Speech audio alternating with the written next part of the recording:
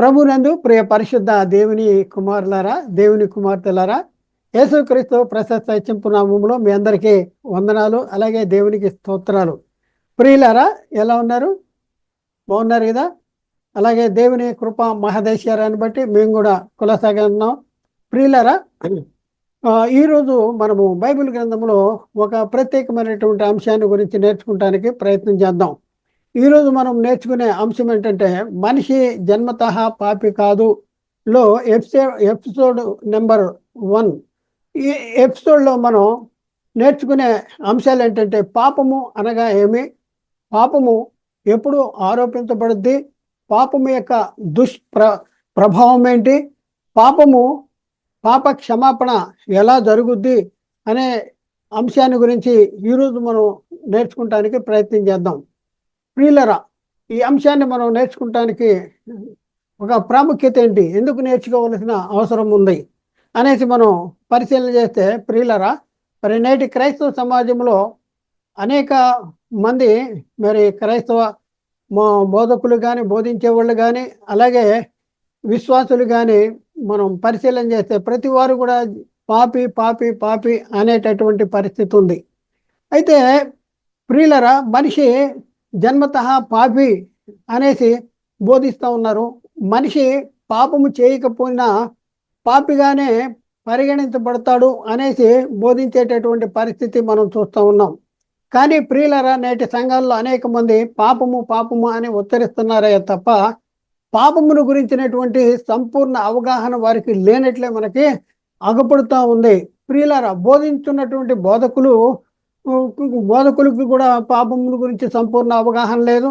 అలాగే వారి బోధ వింటున్నటువంటి విశ్వాసులకు కూడా మరి పాపముల గురించి సంపూర్ణ అవగాహన లేదు అని మనం చెప్పవచ్చు.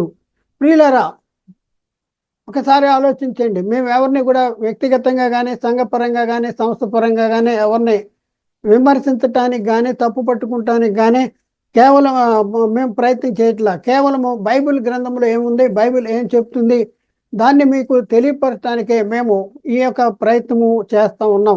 కాబట్టి ఆలోచన చేయండి, అర్థం చేసుకోండి, సత్యాన్ని గ్రహించడానికి ప్రయత్నం చేయండి. ప్రియులరా, మనిషి జన్మతః పాపి అని నమ్ముతున్నటువంటి వారికి కూడా పాపము అనే అంశాన్ని గురించినటువంటి సంపూర్ణ అవగాహన లేదు. అలాగే మనిషి జన్మతః పాపి కాదు అని నమ్ముతున్నటువంటి వారికి కూడా పాపమును గురించినటువంటి సంపూర్ణ అవగాహన లేదు. సంపూర్ణమైనటువంటి విశ్లేషణ కూడా వారు చేయలేకపోయినటువంటి పరిస్థితి మనం చూస్తూ ఉన్నాం. ప్రియులరా, మరి ముఖ్యంగా క్రీస్తు రక్తములో కడగబడి పరిశుద్ధపరచబడి సంఘములో చేర్చబడినటువంటి పరిశుద్ధులు, మేము విశ్వాసులము, పరిశుద్ధులము అని చెప్పుకుంటున్నటువంటి వారికి కూడా పాపము అంటే ఏంటో తెలియనటువంటి పరిస్థితుల్లో ఈరోజు మనం చూస్తూ ఉన్నాం. ప్రియులరా, ఒక సంగతి ఆలోచించండి. పాపం అనేది ఎప్పుడు ఆరోపించబడుద్ది, పాపము ఎవరిపై ఆరోపించబడుద్ది అనే సంగతి వారికి తెలియనటువంటి పరిస్థితి మనం చూస్తూ ఉన్నాం. ప్రియులరా, మనము ఈ పాపముల గురించినటువంటి సంపూర్ణ అవగాహన లేకపోతే గొప్ప ప్రమాదములో ఉన్నటువంటి పరిస్థితి మనం గుర్తించవలసిన అవసరం ఉంది. ఆ విపత్తు నుండి మనము తప్పించుకోవాలంటే పాపమును గురించినటువంటి సంపూర్ణ అవగాహనను మనం కలిగి ఉండాలి, పాపాన్ని గురించి నేర్చుకుని ఉండాలి. కనుక ప్రియులరా, మరి మేము ఎంతో ప్రయాసంతో ఈ వాక్యాన్ని మీ ముందుకి, పాపాన్ని గురించినటువంటి సంపూర్ణ గ్రహింపు, ఈ వాక్యాన్ని మేము ముందుకు తీసుకురావడానికి ప్రయత్నం చేస్తున్నాం. అయితే ఈ అంశాన్ని ప్రియులరా, మరి ఎపిసోడ్ వారీగా 1, 2, ఎపిసోడ్ 1, ఎపిసోడ్ 2 ఇలా కొన్ని నెలల వరకు ఈ యొక్క అంశాన్ని మీ ముందుకు తీసుకురావటానికి మేము ప్రయత్నం చేస్తాం. అయితే ప్రియులరా, ఒకసారి చాలా జాగ్రత్తగా ఆలోచించండి. పాపము అనగానేమి అనేసి మనం ప్రశ్న వేసుకుంటే, పాపం అంటే ఏంటి అనే దాని గురించినటువంటి కొన్ని సంగతులు బైబిల్ గ్రంథంలో రాయబడి ఉన్నాయి. పాపాన్ని గురించిన నిర్వచనాలు బైబిల్ గ్రంథంలో రాయబడి ఉన్నాయి. ఒక వచనాన్ని మనం చూసుకుంటే, ఒక వచనంలో ఏమనుందంటే ఆజ్ఞాతిక్రమమే పాపము అనేసి అక్కడ రాయబడి ఉంది. ఎక్కడ అనేసి మనం పరిశీలన చేస్తే, యోహాను రాసిన మొదటి పత్రిక 3వ అధ్యాయంలో 4వ వచనంలో పాపము చేయి ప్రతివాడును ఆజ్ఞను అతిక్రమించును, ఆజ్ఞాతిక్రమమే పాపము అనేసి అక్కడ రాయబడి ఉంది. మరొక వచనంలో ఏమని రాయబడి ఉందంటే సకల దుర్నీతి పాపము అనేసి రాయబడి ఉంది. ఆ వచనం ఎక్కడుంది అంటే యోహాను రాసిన మొదటి పత్రిక 5వ అధ్యాయంలో 16వ వచనంలో అక్కడ ఏముందంటే సకల దుర్నీతి పాపము అనేసి అక్కడ రాయబడి ఉంది. మరొక వచనాన్ని మనం పరిశీలన వచనంలో ఏముందంటే మేలైనది చేయనెరిగిండి అలాగూ చేయని వానికి పాపము కలుగును అనేసి అక్కడ రాయబడి ఉంది. అది ఎక్కడ రాయబడి ఉందంటే యాకోబు పత్రిక 4వ అధ్యాయము 17వ వచనంలో కాబట్టి మేలనేది చేయనెరిగిండు అలాగే చేయని వానికి పాపం కలుగును అనేసి అక్కడ రాయబడింది. మరొక వచనములో ఏమని రాయబడిందంటే విశ్వాస మూలము కానిది ఏదో అది పాపము అనేసి అక్కడ రాయబడింది. ఎక్కడ అంటే రోమాపత్రికలో 14వ అధ్యాయం 23వ వచనంలో ఈ మాట రాయబడి ఉంది. ప్రియులరా, మరి పాపము అనే అంశము మనకి అర్థం కావాలంటే మనము ముఖ్యముగా తెలుసుకోవలసినటువంటి కొన్ని సంగతులు ఉన్నాయి. పాపం అనేది మనకు అర్థం అవ్వాలంటే ప్రాముఖ్యమైనటువంటి సంగతులు మనం తెలుసుకోవాలి. ఆ సంగతులు ఏంటి మనం చూద్దాం ప్రియులరా. పాపము ఎందుకు ఆరోపించబడుతుంది, అలాగే పాపము ఎప్పుడు ఆరోపించబడుతుంది, మూడోది ఏంటంటే పాపము ఎవరి మీద ఆరోపించబడుతుంది, నాలుగో పాయింట్ ఏంటంటే పాపము ఆరోపించబడటానికి గల ముఖ్య కారణాలు ఏంటి, వీటిని మనం ముఖ్యంగా తెలుసుకోవలసినటువంటి అవసరము ఉంది ప్రియులరా. అయితే మనం ఒక ప్రశ్న వేసుకుందాం. పాపము ఆరోపించబడటానికి కావలసినటువంటి అనుకూల పరిస్థితులు ఏంటి? ఎప్పుడు పాపము ఆరోపించబడుద్ది, ఎప్పుడు పాపము ఆరోపించబడదు, ఇది మనం తెలుసుకోవలసిన అవసరం ఉంది. పాపము మనం పాపము అనేసి చెప్పాలంటే, ఒక వ్యక్తి పాపి అని చెప్పాలంటే దానికి అనుకూల పరిస్థితులు ఏంటి, ఏ ఏ కారణాల వలన పాపము అని మనం చెప్పగలము, ఏ ఏ క్రియలు అక్కడ జరగటం వలన పాపం అనేది జరిగింది అని చెప్పగలము, ఏ ఏ సంఘటనలు అక్కడ ఉండాలి, ఇది మనం తెలుసుకుంటానికి ప్రయత్నం చేద్దాం ప్రియులరా. అయితే పాపము ఎప్పుడు ఆరోపించబడుతుంది, పాపం అనేది ఎప్పుడు ఆరోపించబడును అనేది మనం పరిశీలన చేస్తే పాపము ఆరోపించబడటానికి కొన్ని కొన్ని కొన్ని రీజన్స్ ఉన్నాయి, కొన్ని ఫండమెంటల్స్ ఉన్నాయి, కొన్ని సూత్రాలు ఉన్నాయి. ఎప్పుడు పాపం ఆరోపించబడుద్ది అంటే ఫస్ట్ వన్, ఆజ్ఞ ఇచ్చే వాళ్ళు ఉండాలి. రెండవది ఏంటంటే ఆజ్ఞ పొందుకునే వాళ్ళు కూడా ఉండాలి. మూడవది ఏంటంటే ఆజ్ఞ ఉండాలి. నాలుగవది ఏంటంటే ఆజ్ఞ ఇయ్యబడి ఉండాలి. ఐదవది ఏంటంటే ఆజ్ఞ పొందుకున్న వాళ్ళు ఆజ్ఞను అతిక్రమించిన వాడే ఉండాలి. అప్పుడే ఆ వ్యక్తి మీద పాపము ఆరోపించబడద్ది. కానీ ప్రియులారా, ఒకసారి ఆలోచించేయండి. పాపము ఆరోపించబడాలంటే ఏం కావాలంట? ఆజ్ఞ ఇచ్చేవాళ్ళు ఉండాలి, ఆజ్ఞ ఉండాలి, ఆజ్ఞ పొందుకునే వాళ్ళు ఉండాలి, ఆజ్ఞ పొందుకోవాలి. ఆజ్ఞ పొందుకున్న వాళ్ళు ఆజ్ఞను అతిక్రమిస్తే పాపము ఆరోపించబడద్ది. ఇది అంటే ఆజ్ఞ అతిక్రమణ పాపము. ఇది ఫండమెంటల్ సూత్రం ఇదన్నమాట. బైబిల్ యొక్క ప్రాథమిక సూత్రము. పాపం ఆరోపించబడాలంటే అక్కడ అతిక్రమం అనేది జరగాలి. అయితే పాపము ఎవరి మీద ఎప్పుడు ఆరోపించబడదు, పాపం ఎప్పుడు ఆరోపించబడదు అనేసి మనం పరిశీలన చేస్తే ఆజ్ఞ ఇచ్చేవాళ్ళు ఉన్నా కూడా, ఆజ్ఞ ఇచ్చి ఉన్నా కూడా, ఆజ్ఞ పొందుకునేవారు ఆజ్ఞ పొందుకున్నా కూడా, ఆజ్ఞ పొందుకున్న వాళ్ళు ఆజ్ఞను అతిక్రమించకపోతే ఆ వ్యక్తి మీద పాపము ఆరోపించబడదు. చూడండి, ఆజ్ఞ ఉంది, ఆజ్ఞ ఇవ్వబడింది, ఆజ్ఞ ఇచ్చేవాళ్ళు ఉన్నారు, ఆజ్ఞ ఉంది, ఆజ్ఞ ఇవ్వబడి ఉంది, ఆజ్ఞ పొందుకున్నారు. కానీ ఆజ్ఞ పొందుకున్న వాళ్ళు అతిక్రమించట్లేదు అనుకోండి. అతిక్రమించకపోతే వారి మీద పాపము ఆరోపించబడద్దా అంటే వారి మీద పాపము ఆరోపించబడదు అనేసి లేఖనాల బట్టి మనం చాలా స్పష్టంగా అర్థం చేసుకోవచ్చు. అలాగే ప్రియులరా, పాపము ఎందుకు ఆరోపించబడుద్ది, ఆత్మ సంబంధమైన మరణం అనేది ఎందుకు వస్తుంది? మరి లేఖనాల్ని పరిశీలన చేద్దాం. యోహాను రాసిన మొదటి పత్రికలో 3వ అధ్యాయంలో 4వ వచనములో అక్కడేముంది? పాపము చేయు ప్రతివాడు ఆజ్ఞను అతిక్రమించును, ఆజ్ఞ అతిక్రమమే పాపము. పాపము ఎందుకు ఆరోపించబడుద్ది అంటే ఆజ్ఞ అతిక్రమమే పాపము. ఆజ్ఞను అతిక్రమించటం ద్వారా పాపము అనేసి అక్కడ రాయబడి ఉంది ప్రియులారా. అయితే ఒక సంగతి మనం ఆలోచిస్తే, మరి మనుషులందరూ ఎందుకు పాపులుగా తీర్చబడ్డారు? ఒకసారి ఆలోచించండి. ఆదాము పాపం చేశాడు, పాపం వల్ల మరణం వచ్చింది. మరి ఆదాము తర్వాత మిగిలిన వాళ్ళందరూ కూడా ఎందుకు పాపులుగా తీర్చబడ్డారు అనేసి మనం పరిశీలన చేస్తే, లోకంలో జరుగుతున్న బోధన మనం పరిశీలన చేస్తే, ఆదాము పాపం చేశాడు కాబట్టి ఆదాము చేసిన పాపమే పాపము చేయని మనకు కూడా సంక్రమిస్తుంది అనేసి దుర్బోధ ప్రకటించేటటువంటి పరిస్థితి నేటి క్రైస్తవ సమాజంలో మనం చూస్తూ ఉన్నాం. కానీ బైబిల్ అలా చెప్పట్లేదు. ఆ బోధ తప్పు.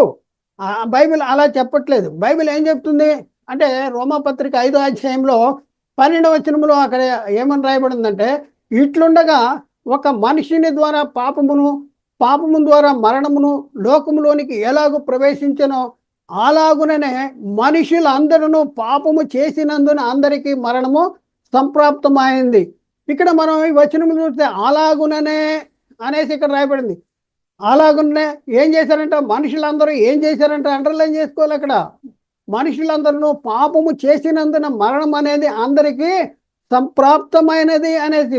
అందరూ పాపము చేశారు, అందరూ పాపము చేసి పాపులుగా తీర్చబడుతున్నారు. పాపము చేయని వారి మీద మరణం ఏలుద్దా అంటే, పాపము చేయని వారి మీద మరణం ఏలేటటువంటి పరిస్థితి లేదు ప్రియులరా. బోధ తప్పుడు బోధ క్రైస్తవ సమాజంలో జరుగుతుంది. మనిషి జన్మతః పాపి. ఆదాము చేసిన పాపము చేయని మన మీద కూడా ఆరోపించబడుతుంది. మనిషి పుట్టుకతోనే పాపి అనేసి చెప్పేటటువంటి పరిస్థితి. కానీ బైబిల్ ఏం చెప్తుంది? మనం ఇప్పటి వరకు చూసినటువంటి సంగతుల్లో ఒక వ్యక్తిపై పాపం ఆరోపించబడాలంటే ఆ వ్యక్తి ఆజ్ఞను అతిక్రమించిన వాడే ఉండాలి. అందుకనే మనం లేఖనాల్లో మనం చూస్తే, మరొక వచనం చూస్తే రోమపత్రికలో 3వ అధ్యాయం 23వ వచనంలో అక్కడ ఏమని ఉందంటే, ఏ భేదము లేదు, అందరూ పాపము చేసి దేవుడు అనుగ్రహించి మహిమను పొందలేకపోతున్నారు. ఇక్కడ అందరూ పాపము చేసి అనేది అండర్లైన్ చేసుకోవాలి ప్రియులారా. ఒకసారి ఆలోచించండి. ఏ భేదము లేదంట. ఏంటి అందరూ పాపము చేసి దేవుడు అనుగ్రహించి మహిమను చేసి పొందలేకపోతున్నారు. చేసి అనేది అండర్లైన్ చేసుకోవాలి. పాపము చేస్తే పాపి అవుతాడు, దొంగతనము చేస్తే దొంగ అవుతాడు. దొంగతనం చేయనోడికి దొంగ అవడు. ఎవడో దొంగతనం చేస్తే, మన ఇంటి ఎదురింటోడు దొంగతనం చేస్తే పోలీసులు మన ఇంటికి వస్తారా అంటే మన ఇంటికి రారు. ఎందుకంటే మనము ఆజ్ఞను అతిక్రమించలేదు, ఆజ్ఞకు లోబడినాం, ఆజ్ఞానుసారంగా జీవిస్తున్నాం. కాబట్టి ఆ చట్టం ఎవరిని పట్టుకుంటుంది? పాపము చేసిన వారిని పట్టుకుంటుంది. కాబట్టి ప్రియులారా ఒకసారి ఆలోచించండి. ఇప్పుడు మనకేం అర్థమవుతుంది అంటే, పాపము చేసినందున పాపులుగా మారుతున్నారు. అయితే ప్రియులారా, ఈ పాపాన్ని గురించి మనం పరిశీలన చేస్తే, మనుషులందరూ ఏమి చేసినందున పాపులుగా తీర్చబడుతున్నారు అంటే, మనుషులందరూ కూడా పాపము చేయటం వలన పాపులుగా తీర్చబడుతున్నారని బైబిల్ చెప్తుంది. అవునంటారా కాదంటారా? బైబిల్ కరెక్ట్ చెప్తుందా? లేకపోతే మన క్రైస్తవ సమాజంలో జరుగుతున్న బోధ కరెక్టా? బైబిల్ చెప్పేది కరెక్టా? ఒకసారి మీరు ఆలోచించుకోవలసినటువంటి అవసరం ఉంది. సాతాను ఎన్నో రీతిలుగా మన మోసం చేస్తానికి ప్రయత్నం చేస్తూ ఉన్నాడు. ప్రాముఖ్యమైనటువంటి అంశము, మనం పరలోకానికి వెళ్ళాలంటే పాపమును గురించినటువంటి సంగతి స్పష్టంగా తెలుసుకోవలసినటువంటి అవసరం ఉంది. కాబట్టి ప్రియులారా ఒకసారి ఆలోచించండి. ఈ పాపము యొక్క దుష్ప్రభావం ఏంటి? ఒక వ్యక్తి పాపిగానే చనిపోతే ఎలాంటి పరిస్థితిని మరి అనుభవిస్తాడు? ఒక వ్యక్తి పాపిగా ఉంటే ఆ దేవునికి మరి ఎలాంటి పరిస్థితులు ఉంటాడు అంటే, దేవునికి దూరంగా ఉంటాడు. బతికున్నా కూడా దేవునికి దూరంగా ఉండేటువంటి పరిస్థితి, చనిపోతే నిత్య నరకానికి వెళ్ళేటటువంటి పరిస్థితి. కాబట్టి పాపము అనే అంశాన్ని గురించి మనం తెలుసుకోకుండా మరి ఉంటే చాలా ప్రమాదంలో ఉన్నట్టు పరిస్థితి మనం గమనించవలసినటువంటి అవసరం ఉంది. కాబట్టి ప్రియులరా, పాపం యొక్క దుష్ప్రభావమును మనం ఒకసారి ఆలోచిస్తే భయంకరమైనటువంటి పరిస్థితిని అనుభవించవలసి వస్తుంది. అది మనం పాపం యొక్క దుష్పరిమాణాన్ని మనం ఆలోచిస్తే, పాపిగా చనిపోతే భయంకరమైనటువంటి శిక్షను వలస వస్తుంది. ఈ పాపం వల్ల వచ్చే జీతము ఏంటి అనేసి మనం పరిశీలన చేస్తే, పాపము వల్ల జీతం వస్తుందా అంటే అవును, తప్పనిసరిగా పాపము చేసిన వాడికి జీతం వస్తుంది. తప్పించుకోలేడు, దేవుని దగ్గర తప్పించుకోలేడు. దేవుడు మరి ఆయన మనుషుల హృదయాల్ని ఆంతర్యాల్ని ఎరిగినటువంటి వాడు. మరి మనం పరిశీలన చేస్తే నన్ను ఎవరో చూడలేదు కదా, నేను ఇది చేస్తే ఏమవుద్దులే అనేసి అనే పరిస్థితుల్లో చాలామంది ఏం చేస్తున్నారంటే వ్యక్తులు చూడట్లేదు అనేసి పాపాలు జరిగించేటటువంటి పరిస్థితి ఉంది. కానీ ప్రియులరా, మరి దేవుడు లైవ్లో నేను చూస్తున్నాడు, నీ హృదయాన్ని అంతరంగాన్ని కూడా ఆయన పరిశీలన చేస్తూ ఉన్నాడు. కాబట్టి ప్రియులారా ఒకసారి ఆలోచన, పాపం వల్ల జీతము ఉందా అంటే తప్పనిసరిగా ఉంది. ప్రియులారా ఒకసారి ఆలోచించండి, మనము ఏదైనా ఉద్యోగం చేస్తే ఆ ఉద్యోగం ఉద్యోగం చేసినటువంటి మనకి నెల నెల వచ్చేటప్పటికి జీతము వస్తుంది అనేసి ఎంతో ఆశతో ఎదురు చూస్తూ ఉంటామో, అలాగే పాపము చేసిన వ్యక్తికి తప్పనిసరిగా జీతము వస్తుందంట. ఏంటి పాపము చేసిన వ్యక్తికి వచ్చే జీతము అనంటే, రోమపత్రికలో 6వ అధ్యాయంలో 23వ వచనంలో చూస్తే, ఏలైనగా పాపము వల్ల వచ్చే జీతము మరణము, అయితే దేవుని కృపావరము మన ప్రభు అయిన యేసుక్రీస్తునందు నిత్య జీవము. అంటే పాపము వల్ల వచ్చే జీతం ఏంటంట? మరణము. మరణము మరణము పాపం యొక్క దుష్ప్రభావము ఏమిటంటే, మీ దోషములు మీకును దేవునికి అడ్డుగా ఉన్నాయి. ఇక్కడ మనం చూస్తే పాపం వల్ల వచ్చే జీతము మరణము అంటే ఏ మరణము? ఏ మరణం? మరణాలు ఎన్ని రకాలు ఉన్నాయి? మరణాలు 2 రకాలు ఉన్నాయి. పాపం వల్ల వచ్చే జీతము దేనికి సంబంధించిన మరణము? పాపము సంబంధించిన మరణము శరీరానికి సంబంధించిన మరణమా అంటే కాదు. ఎందుకంటే శరీరానికి దేవుడు తీర్పు ఇచ్చాడు, నీవు మన్నే కనుక తిరిగి మన్నే అయిపోతావు, మరణము చూడక బ్రతుకు నరుడు ఎవడు అనేసి లేఖనాల్లో రాయబడి ఉన్నాయి. కాబట్టి మరణం అనేది సర్వజీవులకు నియమించబడిన సంకేత సమాజం అంటాడు, ప్రతి ఒక్కరికి నియమించబడింది. అయితే ఇక్కడ పాపమూలంలో వచ్చే జీతం మరణం అనేది దేనికి సంబంధించిందంటే ఆత్మకు సంబంధించింది. శరీరము నుండి ఆత్మ ఎడబాటు శరీర సంబంధమైన మరణం అయితే, నేను అనే ఆత్మకు, దేవుడై ఉన్న ఆత్మకు కలిగే ఎడబాటు, నిత్య ఎడబాటే ఆత్మ సంబంధమైన మరణము. ఈ లోకంలో జీవించి ఉండగా కూడా మనము దేవునికి పాపం చేసిన వారం అయితే దేవునికి దూరమైగా ఉండేటటువంటి పరిస్థితి. నీవు జీవించుతున్నావు అన్న పేరు మాత్రం ఉన్నది, కానీ మృతుడిగా ఉండేటటువంటి పరిస్థితి. అపరాధముల చేతను పాపముల చేత చనిపోయినటువంటి పరిస్థితుల్లో ఉంటారు. ఏది ఈ లోకంలో శారీరకంగా జీవించి ఉన్నప్పుడు కూడా జీవించుతున్నావు అన్న పేరు మాత్రం ఉన్నది, కానీ మృతులుగానే ఉండేది. అయితే శరీరం నుండి వెడలిపోతే, శరీరాన్ని విడిచిపెడితే ఎలాంటి పరిస్థితి అంటే నిత్య నరకానికి వెళ్ళేటటువంటి పరిస్థితి. కాబట్టి ప్రియులారా ఒకసారి ఆలోచించండి, ఈ పాపము అనేది దేవుని నుండి మనని ఎడబాటు చేసేటటువంటి పరిస్థితి ఉంది. యెషయా గ్రంథంలో 59వ అధ్యాయంలో 1వ వచనంలో అక్కడ రాయబడి ఉందంటే, మీ పాపములు, మీ దోషములు మీకును మీ దేవునికి అడ్డుగా వచ్చాను. మీ దోషములు రక్షించబడనేనక ఉండినట్లు యెహోవా హస్తము కూర్చగా లేదు, విననేనక ఉండినట్లు ఆయన చెవులు మందముగా లేదు. మీ దోషములు మీ దేవునికి మీకు అడ్డుగా ఉన్నాయి అనేసి అక్కడ రాయబడి ఉన్నాయి. కాబట్టి ప్రియులారా ఒకసారి ఆలోచించండి, ఈ వచనాన్ని బట్టి మనం ఆలోచిస్తే పాపం యొక్క దుష్ప్రభావం ఏంటి? పాపము చేసిన వారు ఆత్మ సంబంధమైన మరణానికి లోనైనటువంటి పరిస్థితి. శరీర సంబంధమైన మరణము అనేది ఒకటి ఉంది, అయితే ఆత్మ సంబంధమైన మరణం అనేది మరొకటి ఉంది. ఈ ఆత్మ సంబంధమైన మరణములో 2 దశలను అనే తెలుసుకున్నాం. జీవించుండగా దేవునికి దూరంగా ఉండేటటువంటి పరిస్థితి, అలాగే చనిపోతే నిత్య నరకానికి వెళ్ళేటటువంటి పరిస్థితి ఉంది. కాబట్టి ప్రియులారా, శరీరములో ఉండగానే నేను, మనము అను ఆత్మకు, దేవుడైన ఆత్మకు మధ్య ఎడబాటు ఏదైతే జరుగుతుందో దాన్ని ఆత్మ సంబంధమైన మరణము అని అంటారు. అయితే ప్రియులారా, మనం చనిపోతే దేవునికి దూరంగా వెళ్ళిపోయి నిత్య నరకానికి పాత్రలుగా చేసేదే ఏమిటంటే ఈ పాపము. చనిపోతే నిత్య నరకానికి వెళ్ళిపోయేటటువంటి పరిస్థితి ఎవరికి వస్తుందంటే, పాపులు. వారు జీవించి ఉండగా పాపాన్ని గురించి తెలుసుకోకుండా పాపములోనే జీవిస్తూ, పాపములోనే ఉండి, పాపము చేస్తూనే చనిపోతే వాళ్ళు నిత్య నరకానికి వెళ్ళేటటువంటి పరిస్థితి.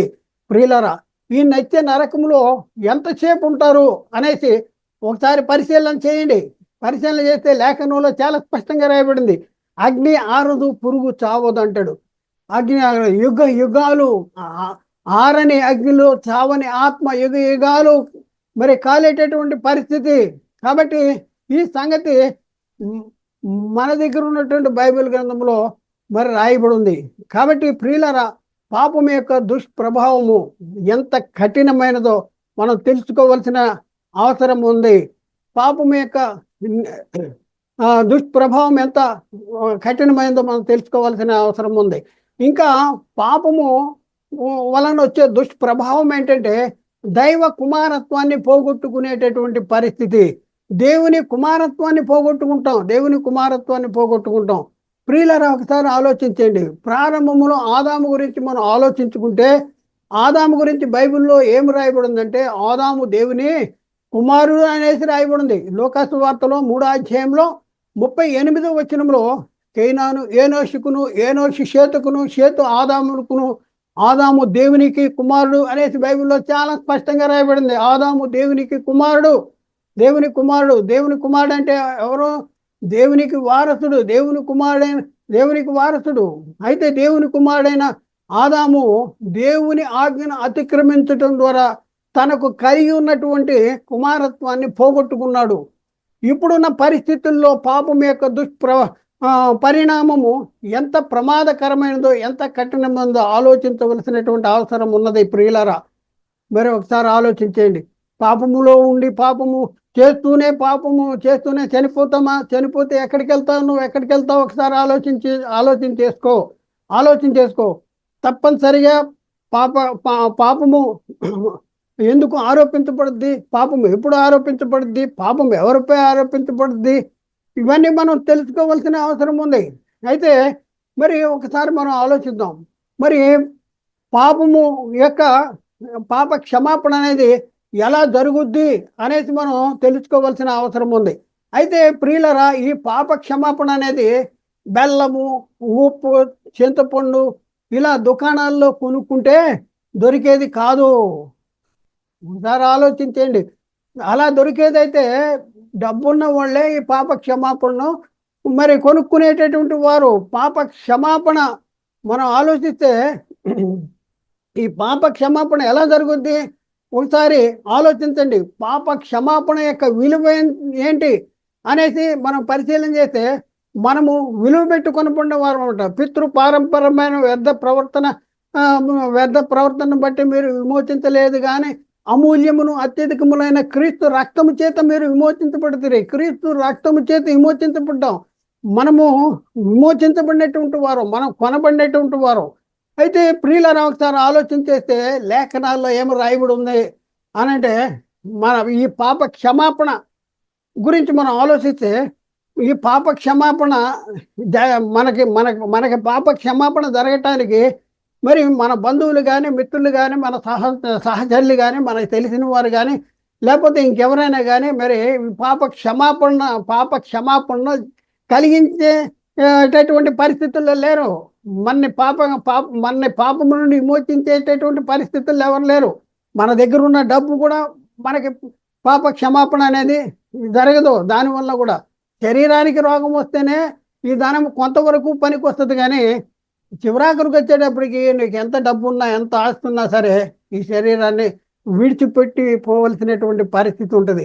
అంటే డబ్బు కానీ, ఆస్తి కానీ, లేకపోతే బంధువులు, మిత్రులు శరీరాన్నే కాపాడలేకపోతున్నారు, శరీరాన్ని చేయలేకపోతున్నారు, శరీరాన్ని మరి ఎల్లకాలము బతికించలేకపోతున్నారు. అయితే ప్రియులరా, ఆత్మకు పట్టిన రోగము తగ్గాలి. ఈ ఆత్మ రోగము వలన దేవునికి మనకి దూరం అయిపోతున్నాం.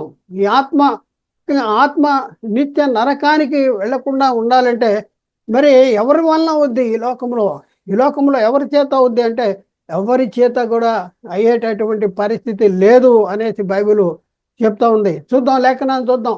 కీర్తన గ్రంథంలో 49వ కీర్తన 7 నుండి 9 వచనాలు మనం పరిశీలన చేస్తున్నాం.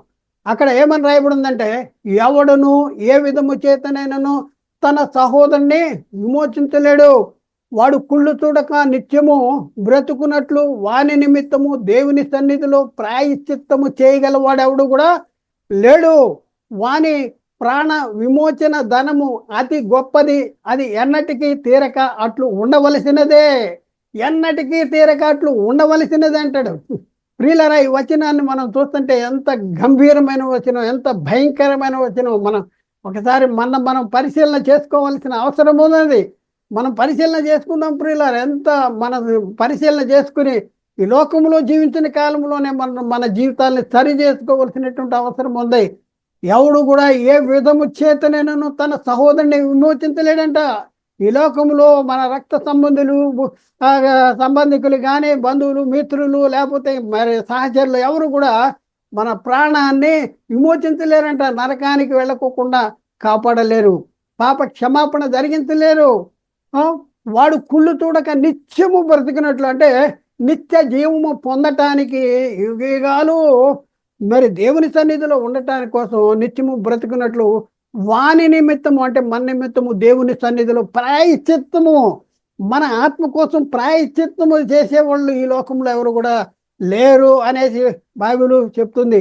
ఎందుకంటే వాని ప్రాణ విమోచన ధనము అతి గొప్పది, అతి గొప్పది, అతి గొప్పది, అది ఎన్నటికీ తీరక అట్లు ఉండవలసినదే, అట్లు ఉండవలసినది. ఎంత భయంకరమైనటువంటిది పాపము.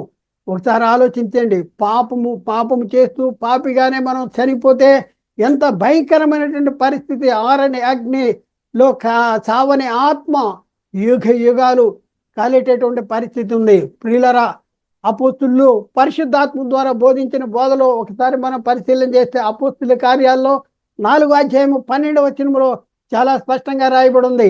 రక్షణ ఎవరి వల్ల వస్తుంది అనేది చాలా స్పష్టంగా రాయబడి ఉంది. ప్రియులారా, ఒకసారి ఆలోచించండి. 12వ వచనం, అపోస్తుల కార్యం 4వ అధ్యాయం 12వ వచనం.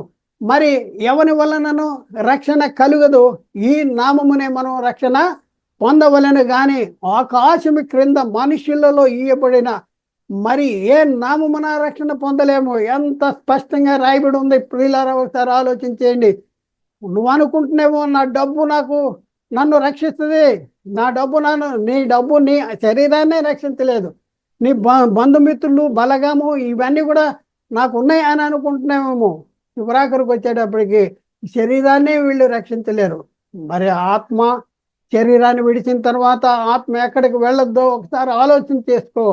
ఆత్మ పాపము చేస్తూ పాపములో ఉండి చనిపోతే నిత్య నరకానికి వెళ్ళి చావని ఆత్మ ఆరని అగ్నిలో యుగాలు కాలేటటువంటి పరిస్థితి ఉంది. అందుకనే ఎవడును మరి ఎవరి వలనను రక్షణ కలగదు, ఈ నామమునే మనం రక్షణ పొందాలి. ఆకాశం కింద ఉన్న మనుషుల్లో మరి ఏ నామమును కూడా రక్షణ పొందలేము అనేసి అపోస్తలులు స్పష్టంగా చెప్పినటువంటి పరిస్థితి ఉంది. కాబట్టి ప్రియులారా, ఒకసారి ఆలోచించండి. పాప క్షమాపణ జరగటానికి ఈ లోకంలో ఉన్నటువంటి ఏకైక మార్గము క్రీస్తు రక్తము. అవును, క్రీస్తు రక్తమునందలి విశ్వాసం ద్వారా మనం ఉచితముగా నీతిమంతులుగా తీర్చేటటువంటి పరిస్థితి. డబ్బు కట్టవలసిన అవసరం లేదు. మన కోసము విమోచన క్రయధనముగా తను అప్పగించుకున్నాడు. ప్రియులారా, మనం డబ్బు కట్టక్కర్లేదు. ఏం చేయాలి?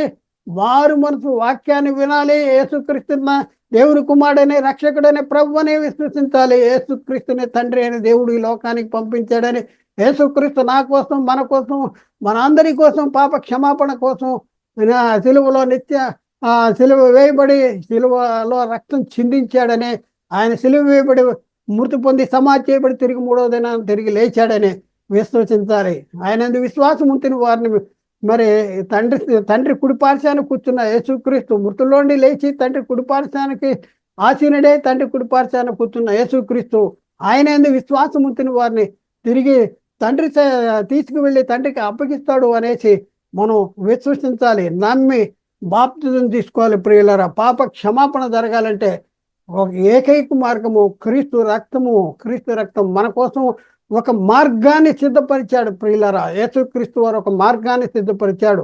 ఎఫ్సీ పత్రిక 1వ అధ్యాయంలో 7వ వచనంలో అక్కడే ఉంది, దేవుని కృపా మహదైశ్వర్యాన్ని బట్టి ఆ ప్రియుని యందు ఆయన రక్తము వలన మనకు విమోచన.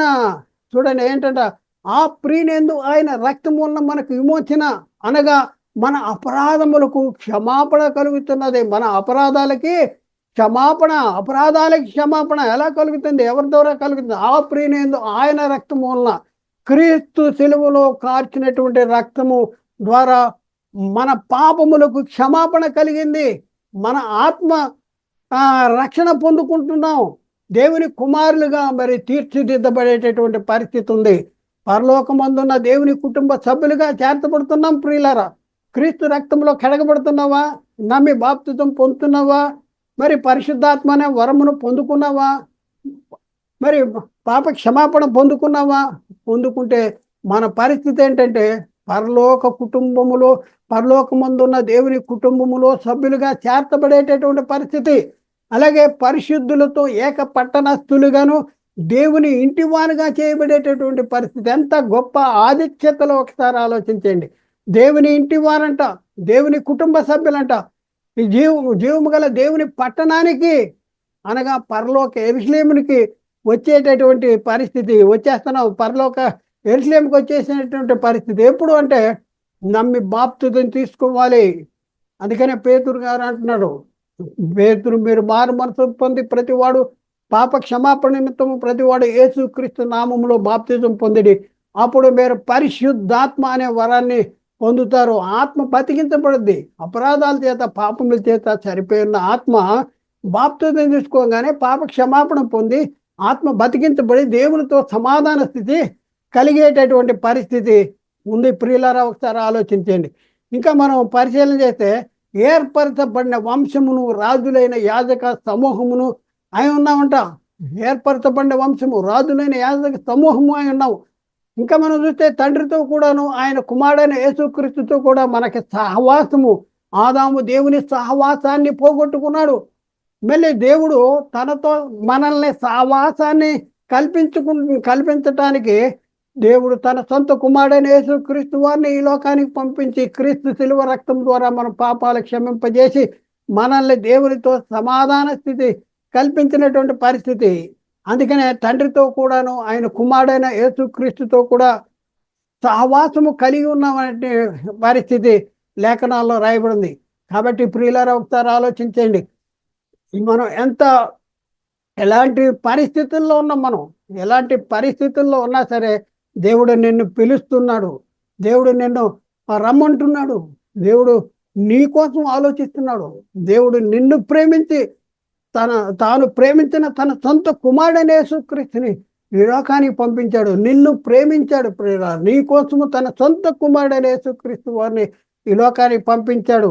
కాబట్టి యేసుక్రీస్తు వారిని సెలవులో బలి ఇవ్వటం అనేది దేవుని అభీష్టం అంట. ఆయన అభీష్టము, మన కోసం ఆయన్ని అప్పగించటం అన్నది అభీష్టము. దేవుడు లోకాన్ని ఎంతో ప్రేమించాడంట. కాగా తన అద్వితీయ కుమారుని యందు పుట్టిన వాని యందు నిత్య జీవం పొందినట్లు ఆయనను అనుగ్రహించాడు, మనకు అనుగ్రహించాడు. ఎట్లా అనుగ్రహించాడు? సిలువలో బలియాగము గావింపజేసి సిలువలో రక్తము కారిస్తే ఆ రక్తదారుల ద్వారా మనకి విమోచన అనేది జరిగింది. ప్రియులారా, ఒకసారి ఆలోచించండి. మరి ఇంత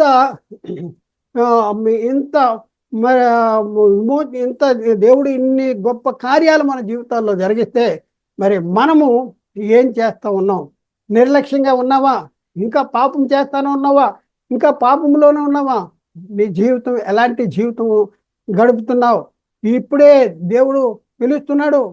నీవు మారు మనసు పొందు. నీ సమయం ఉందో లేదో తెలియదు. రేపేమి సంభవించినో నీకు తెలియదు. మరి ఈరోజే మరి ఒకసారి దేవుని పిలుపుకి లోబడి ఆయన దగ్గరికి రా. ఆయన దగ్గరికి వచ్చి నీ పాపాలు ఒప్పుకొని ఇక నుంచి నేను పరిశుద్ధంగా జీవిస్తాను, నేను పవిత్రంగా జీవిస్తాను అనేసి నీ పాపాలు దేవుని సన్నిధిలో ఒప్పుకొని మరి నమ్మి బాప్తిజం పొందు. ఒకవేళ ప్రియులారా, ఒకసారి ఆలోచించేయండి. ఆ హెబ్రీ పత్రికలో 10వ అధ్యాయము 29వ వచనంలో ఏమని రాయబడి ఉందంటే, ఇట్లుండగా దేవుని కుమారుని పాదములతో తొక్కి తాను పరిశుద్ధ పరచబడ్డకు సాధనమైన నిబంధన రక్తమును అపవిత్రమైనదిగా ఎంచి కృపకు మూలముగు ఆత్మను తిరస్కరించిన వాడు ఎంత ఎక్కువైన ప్రతిదండనకు పాత్రుడుగా ఎంతబడినని మీకు తోచును అంటాడు. చూడండి, ఎంత ఎక్కువైన ప్రతి దండన. ఎందుకు? కృపకు మూలముగు ఆత్మను తిరస్కరిస్తున్నావు.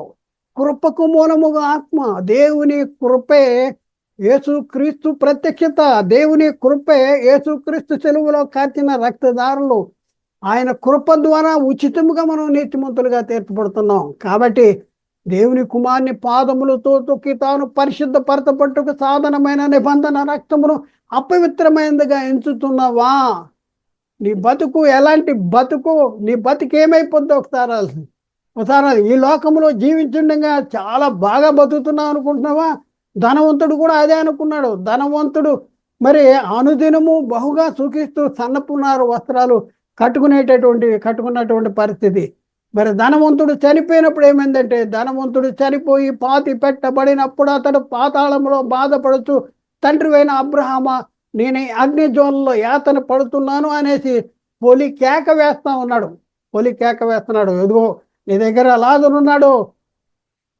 బ్యాటరీ అయిపోయింది.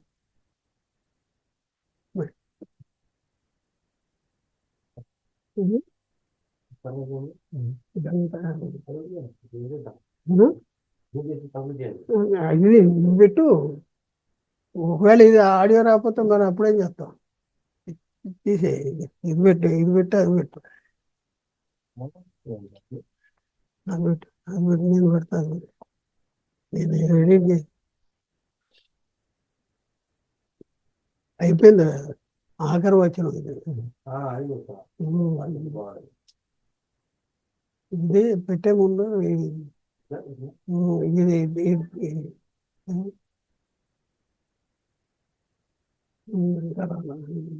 నేపు తిప్పు.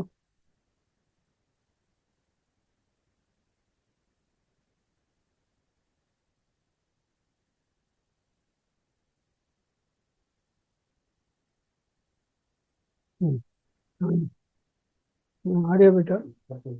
కరెక్ట్, ఆడియో పెట్టు.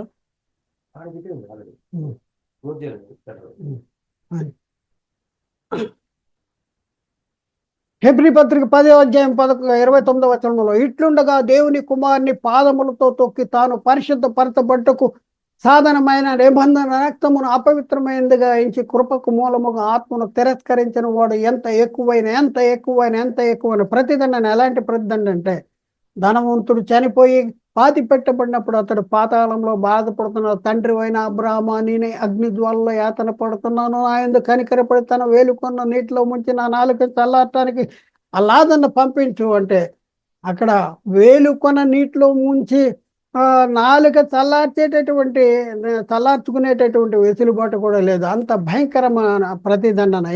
ఎందుకంటే కృపకు మూలముగు ఆత్మను తిరస్కరించిన వాడు ఎంత ఎక్కువైన ప్రతిదండన. కాబట్టి ప్రియులారా, ఒకసారి ఆలోచించండి. దేవుడు మిమ్మల్ని పిలుస్తున్నాడు. ఇదే అనుకూల సమయము, ఇదే రక్షణ దినము.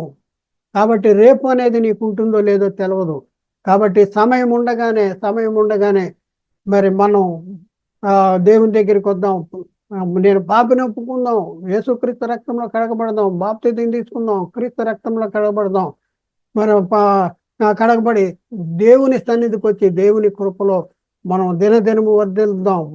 మనం పొందిన రక్షణ అనుదినము మరి భయంతో వణుకుతో మరి దాన్ని కాపాడుకుంటూ మన ఆత్మీయ జీవితాన్ని ముందుకు తీసుకెళ్దాం. కాబట్టి ప్రియులారా, ఆలోచించండి. పాపం అంటే ఏంటి?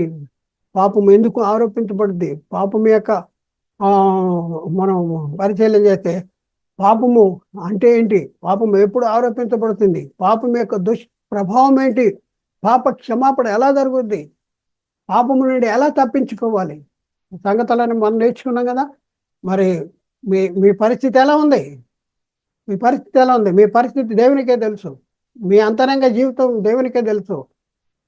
పైకి బాగానే ఉండొచ్చు, కానీ మీ అంతరంగ జీవితము, అంతరంగ స్వభావము నూతన పరచబడాలి.